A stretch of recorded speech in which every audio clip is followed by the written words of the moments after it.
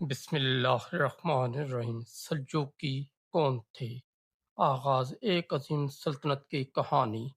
کبھی آپ نے سوچا ہے کہ وہ کون لوگ تھے جنہوں نے صحراؤں، پہاڑوں اور برفانی میدانوں سے نکل کر تاریخ کا رخ بدل دیا، جن کی سواریوں کی ٹاپوں کی آوازیں دور دور تک سلطنتوں کے ایوانوں میں خوف پیدا کرتی تھیں، اور جنہوں نے کمزور قبائل سے اٹھ کر ایک ایسی سلطنت کی بنیاد رکھی جس کے اثرات صدیوں تک باقی رہے۔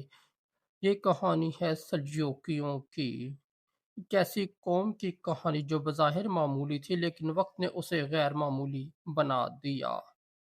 آغاز وسط ایشیا کی وادیاں اور ترک قبائل۔ یہ کہانی شروع ہوتی ہے وسط ایشیا کے وسیع میدانوں سے، جہاں آج کا ترکمانستان، ازبکستان اور ایران کے کچھ حصے آتے ہیں۔ یہاں مختلف ترک قبائل آباد تھے۔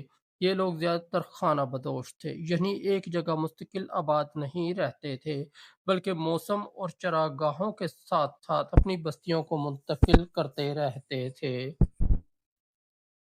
ان قبائل کی زندگی آسان نہیں تھی، سردی سخت، دشمن طاقتور اور وسائل محدود تھے، لیکن انہی مشکل حالات نے ان میں ایک خاص صفت پیدا کی: برداشت، جنگی مہارت اور اتحاد کی طاقت۔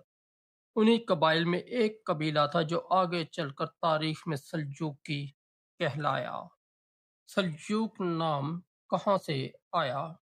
سلجوقیوں کا نام ایک شخصیت سے جڑا ہے، سلجوق بن دقاق۔ یہ وہ شخص تھا جس نے اپنے قبیلے کی بنیادوں کو مضبوط کیا۔ وہ پہلے ایک عام ترک سردار تھا، لیکن وقت کے ساتھ اس نے اپنے لوگوں کو ایک نظم و ضبط میں لانا شروع کیا۔